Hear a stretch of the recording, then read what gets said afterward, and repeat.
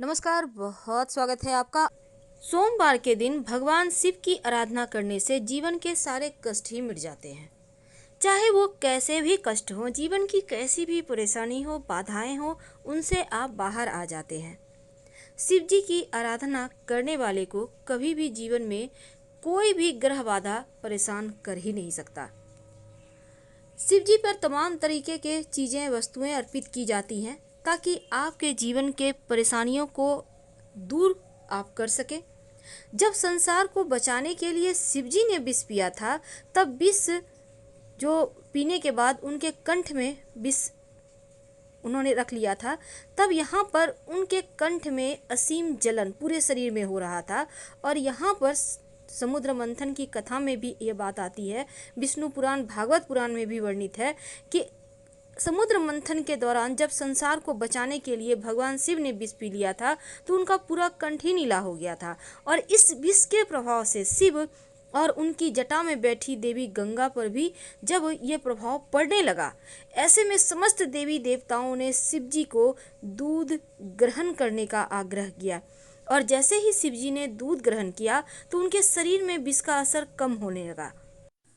सोमवार के दिन शिव जी को मनाने के लिए विशेष तरह के प्रयोग तो किए ही जाते हैं। साथ ही जीवन से कर्जों की समस्या से मुक्ति पाने के लिए, धन की मुश्किलों से बाहर निकलने के लिए, घर में लंबे समय से शुभ मांगलिक कार्य नहीं हो पा रहे तो घर में शुभ मांगलिक कार्य होने के लिए, यहाँ तक कि संतान की प्राप्ति के लिए भी शिव जी के शरण में आके अगर छोटा सा प्रयोग करें तो मुश्किलें समाप्त हो जाती है।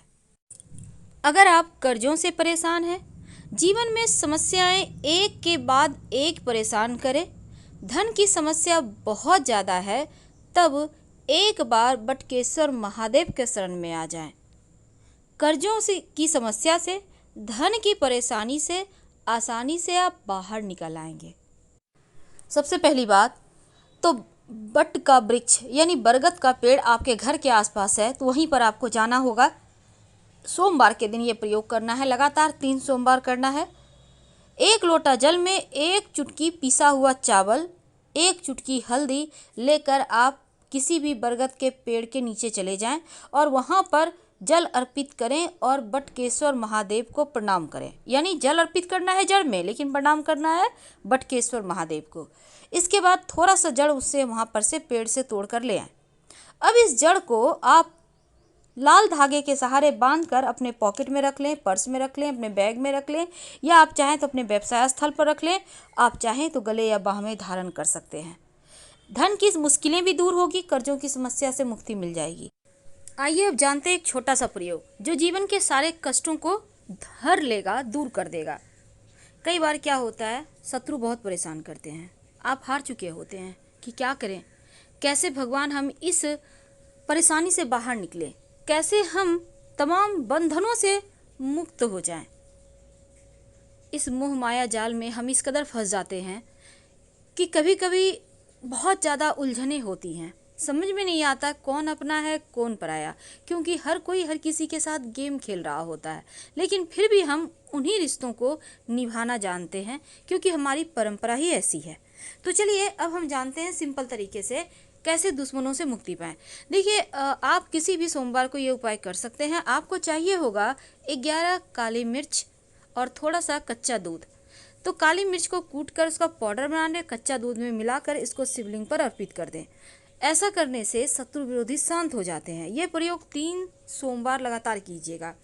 तो चलिए अब जानते हैं कि शिव जी पर अपनी मन्नत को पूरी करने के लिए आप क्या अर्पित करें। तो सबसे पहली बात देखिए, जब आप शिव जी पर चावल अर्पित करते हैं, यानी याद रखिएगा टूटा हुआ चावल ना हो, कर्जों से मुक्ति मिलती है। और चावल से, पके हुए चावल से शिवलिंग का श्रृंगार करें तो मंगल दोष दूर होता है। जौ अर्पित करने से घर में सुख शांति रहती है, तो शिवलिंग पर आप जौ अर्पित कर सकते हैं। और फिर देखिए, अरहर की दाल भी अर्पित की जाती है।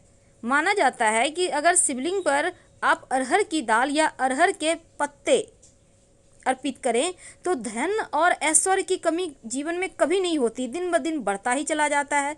और अगर मूंग की दाल अर्पित करें या हरा मूंग अर्पित करें तो ऐसा करने से बुध आपका बेहतर होता है और आपके सभी कार्य जल्दी जल्दी पूरे होते हैं। शहद अर्पित करें तो शत्रु विरोधी शांत होते हैं। अगर चीनी अर्पित करें तो जीवन के दुखों का नाश होता है, दरिद्रता समाप्त होती है। काला तिल अर्पित करें तो घर में पारिवारिक कलह कलेश दूर हो जाती है, शनिदेव की बाधाएं शांत होती है और जनेऊ अर्पित करने से हर कार्य में सफलता मिलती है। ये तो थी शिव जी को प्रसन्न करने का सिंपल सा प्रयोग, जो आप किसी भी सोमवार के दिन कर सकते हैं और आपको इसके रिजल्ट हाथों हाथ मिलेंगे। जीवन के तमाम कष्टों से बाहर निकलने के लिए आप शिव जी के शरण में ही आइए, क्योंकि भगवान शिव को अजन्मा अविनाशी माना गया है और भगवान शिव सभी देवताओं से अलग मंदिर में शिवलिंग के रूप में पाए जाते हैं। और इसीलिए जब भी आप उनकी आरती करें शिव जी की, तो 1, 5, 7, 11 या 21 बातियां रखकर ही आरती करें, या आप चाहें तो कपूर से भी आरती कर सकते हैं। जब भी शिव जी की आरती करें, ओम की आकृति बनाकर ही आरती करें। ऐसा करने से जीवन के कष्ट कम होते हैं, सुख शांति बढ़ती है। शिव जी की पूजा में दक्षिणा जरूर अर्पित किए जाते हैं।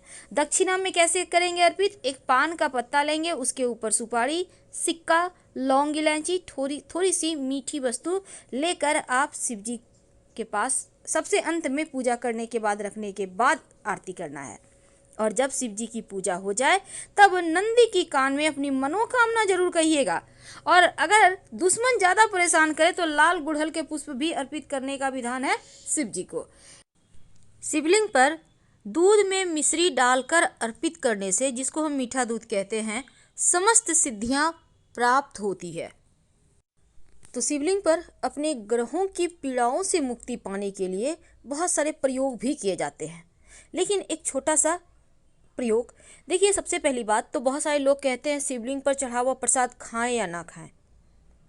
आखिर क्या करना चाहिए? शिव महापुराण के अनुसार मिट्टी का, साधारण पत्थर का और चीनी मिट्टी से बना हुआ शिवलिंग पर चढ़ा हुआ प्रसाद भूलकर भी नहीं खाना चाहिए, क्योंकि ऐसे प्रसाद को अगर आप बहते जल में प्रवाहित कर दें तो बहुत अच्छा है। लेकिन धातु से निर्मित या पारद के शिवलिंग पर चढ़ा प्रसाद आप ग्रहण कर सकते हैं। अगर शिव जी की प्रतिमा पर आपने प्रसाद चढ़ाया, तस्वीर है आपके घर में, तो भी वो प्रसाद खाया जा सकता है।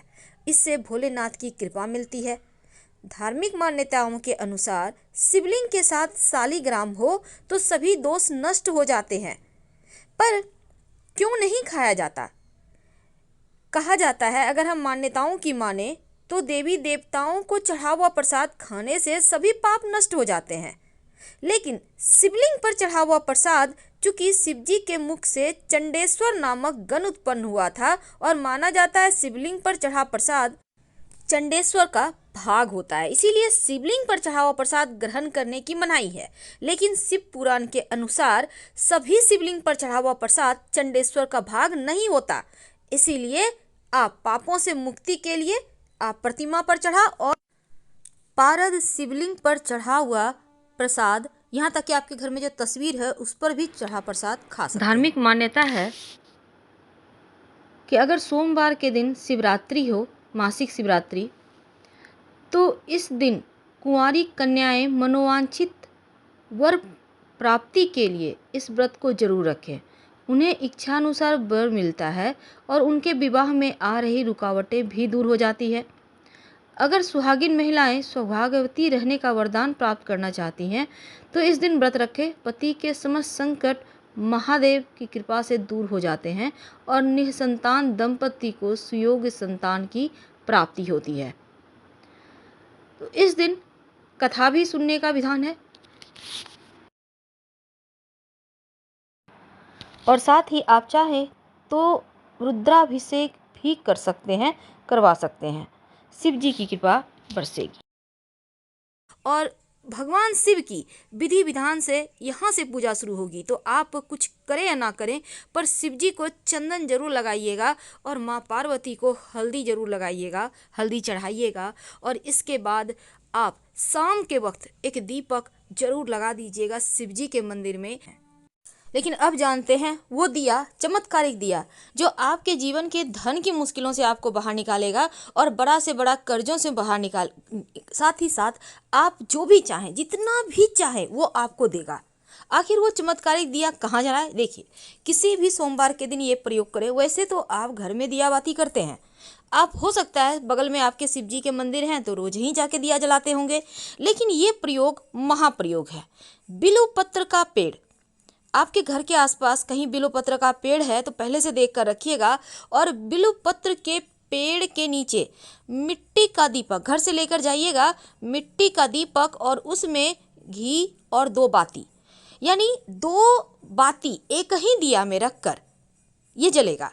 वैसे आप चाहें तो एक ही बाती का 2 सिरा जला सकते हैं, और ये आपको किसी भी बेलपत्र के पेड़ के नीचे जला देना है सोमवार की शाम, एक चावल का दाना रखकर। अगर पितृदोष ज़्यादा परेशान करे तो 1 लोटा जल में कुसा घास डालकर शिवलिंग पर अर्पित कर दें, नमः शिवाय का जप करते हुए। फिलहाल विदा लेंगे। हर हर